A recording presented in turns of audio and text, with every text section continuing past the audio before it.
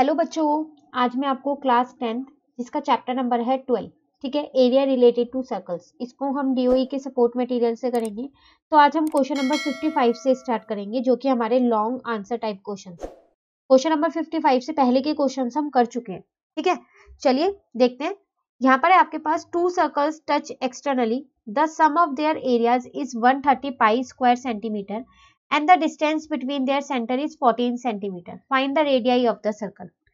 दो वृत्त बाह्य स्पर्श करते हैं यदि इनके क्षेत्रफलों का योग 130 पाई वर्ग सेमी है तथा इनके केंद्रों के बीच की दूरी 14 सेमी है तो इन वृत्तों की त्रिज्याएं ज्ञात कीजिए। देखो, आपको यहाँ पर कह रहा है कि आपके पास दो वृत्त है जो बाहर से आपस में एक दूसरे को क्या कर रहे हैं, टच कर रहे हैं। तो पहले हम वो दो वृत्त यहाँ पर बना लेते हैं,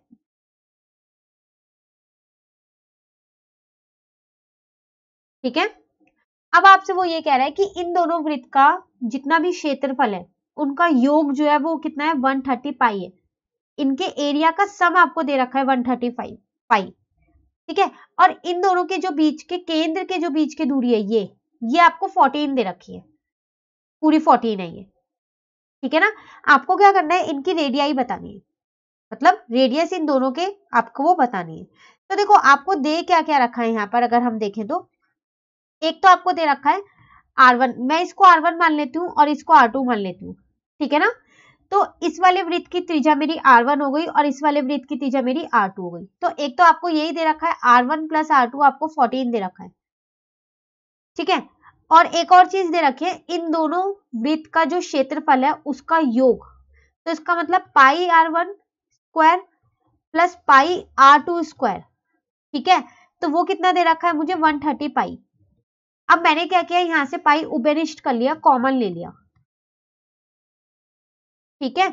तो इस पाई से ये वाला पाई तो कट हो गया, तो R1 square plus R2 square is equal to 130, ठीक है ना। अब आप यहां से क्या करो, R1 की वैल्यू निकाल लो। अगर मैं इसको आगे सॉल्व करूं तो उसको मैं ये लिख सकती हूँ ना, R1 is equal to 14 minus R2, इसको फर्स्ट इक्वेशन ले लो, ठीक है। अब वही R1 की वैल्यू मैंने क्या किया, यहाँ पर पुट कर दी, ठीक है। और यहां लिख दिया फ्रॉम इक्वेशन 1। अब इसमें a माइनस बी का होल स्क्वायर लगाते हैं, A square plus B square minus 2ab, अब प्लस R2 का स्क्वायर इज इक्वल टू 130, ये ऐसी है। तो 14 into 14 196 plus R2 square minus यहाँ पर आ जाएगा आपके पास 28 R2 plus R2 square is equal to 130, ठीक है ना। अब R2 स्क्वायर और R2 स्क्वायर दो बार है तो 2R2 square minus 28 R square, और इस 196 को मैं दूसरी साइड पे ले गई तो ये प्लस का था, इधर आके माइनस का हो गया, ठीक है। तो अब आया मेरा 2R2 माइनस 28R2, ठीक है ना। यहां पर आपके पास स्क्वायर भी है और यहां पर आ जाएगा माइनस का 66, ठीक है। अब मैंने यहां से 2 उपनिष्ट कर लिया तो मेरे पास ये बचा, तो यहाँ पर R2 स्क्वायर माइनस 14R2, ठीक है। अब ये 2 यहाँ मल्टीप्लाई का उधर जाके डिवाइड का हो गया तो बचा माइनस का 33, तो R2 square plus 14R2 plus का 33 इज इक्वल टू 0 हो गया, ठीक है ना। अब आप क्या करो, यहां से R निकाल लो मिडल टर्म स्प्लिट करके, इस बीच वाले को तोड़ के।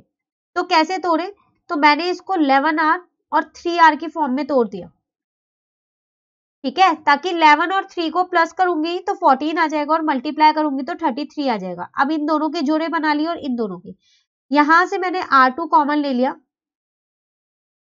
तो यहां पर बचा मेरा R2 माइनस 11 और यहां से मैंने 3 उपनिष्ट किया तो यहां बचा मेरा R2 माइनस 11, बाहर माइनस था तो मैंने अंदर का साइन चेंज कर दिया, तो R2 माइनस 3 एक आ गया और R2 माइनस 11 एक आ गया।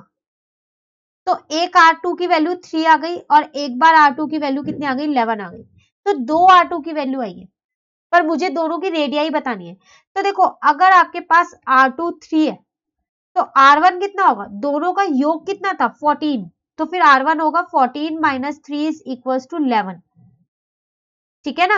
लेकिन एक और चीज हो सकती है यहाँ पर, और अगर आपके पास R2 11 है तो R1 कितना होगा, तो 14 माइनस 11, अब हो जाएगा वो 3 सेंटीमीटर। ठीक है, तो ये था आपके पास क्वेश्चन नंबर 55 जिसमें आपको रेडियाई बतानी थी सर्कल की। ठीक है ना, चलिए क्वेश्चन नंबर 56 देखते हैं। यहां पर आपसे कह रहे हैं 3 circles each of radius 7 centimeter are drawn in such a way that each of their touches the other 2 circles. Find the area enclosed between the circle. 3 वृत्त जिनकी त्रिज्याएं 7 सेमी है इस प्रकार खींची गई है कि हर वृत्त बाकी 2 वृत्त को स्पर्श करते हैं। तीनों वृत्त के बीच के भाग का क्षेत्रफल ज्ञात कीजिए। देखो यहाँ पर आपको 3 सर्कल्स कह रहा है कि 3 सर्कल्स हैं जिनकी रेडियस आपको पता है। ठीक है, और वो इस तरीके से बने हुए हैं कि जो एक सर्कल है ना वो दूसरे 2 सर्कल को टच करेगा ही करेगा।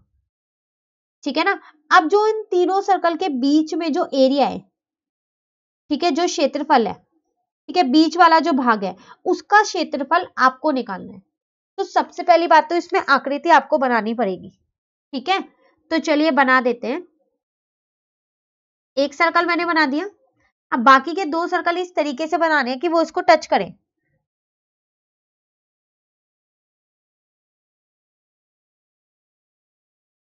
ठीक है ना, तो आपको ये निकालना है, ये मैं यहां पर शेड करती हूं, ये आपको निकालना है।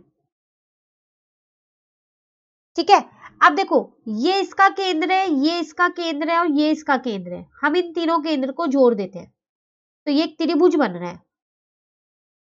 ठीक है, ये 7 है, ये 7 है, ये 7 है, ये भी 7 है, ये भी, क्योंकि आपको कह रहा था तीनों वृत्त की त्रिज्याएं 7 सेमी है, तो ये भी तो त्रिज्या है और ये भी त्रिज्या है, तो दोनों ही 7 7 होगी। उसी तरीके से ये वाली और ये वाली ये 7 होगी, उसी तरीके से ये वाली और ये वाली 7 होगी।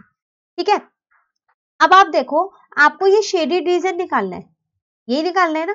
तो अगर मैं इस त्रिभुज में से, इस ट्राइंगल में से ये सेक्टर हटा दूं तीनों, 1 2 और 3, तो फिर ये मेरा बीच का जो शेडेड रीजन है, छायांकित भाग है, ये निकल जाएगा और मुझे वो बीच वाला भाग ही तो निकालना है ना। तो चलिए वही कर देते हैं फिर यहां पर। तो एरिया ऑफ शेडेड रीजन, तो कैसे निकालेंगे area of shaded region, area of triangle minus area of 3 sector, है ना।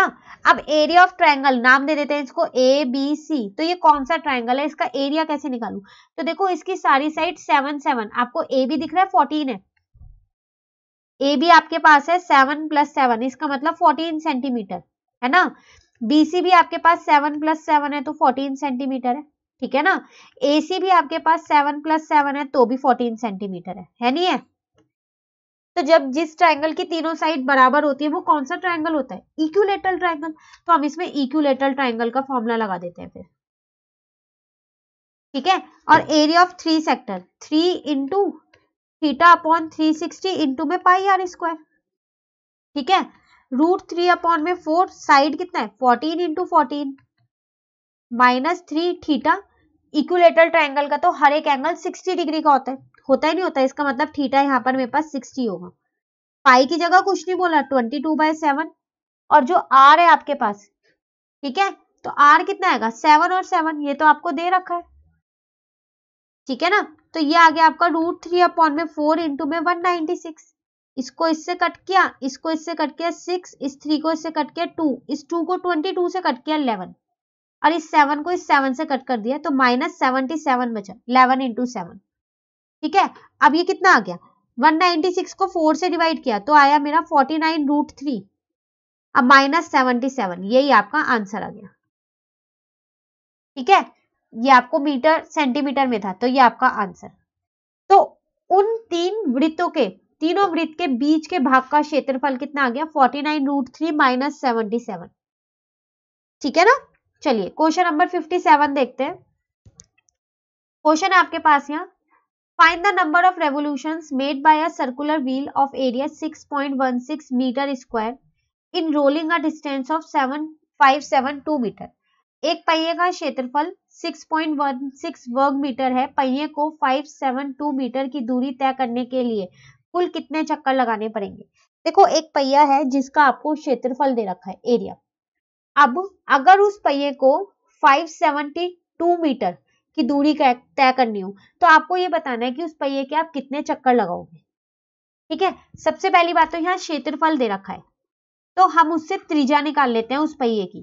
ठीक है, तो एरिया कितना होता है पाई आर स्क्वायर, ये मुझे 6.16 दिया है, पाई की जगह मैंने 22/7 रख दिया और आर नहीं पता वो मैंने ऐसे ही रहने दिया, पॉइंट हटाया यहाँ 100 आ गया, तो 616/100, ये 7 डिवाइड का इधर आके मल्टीप्लाई का, 22 मल्टीप्लाई का इधर आके डिवाइड का हो गया। ठीक है ना, इस 22 से इसको कट कर दिया मैंने तो 28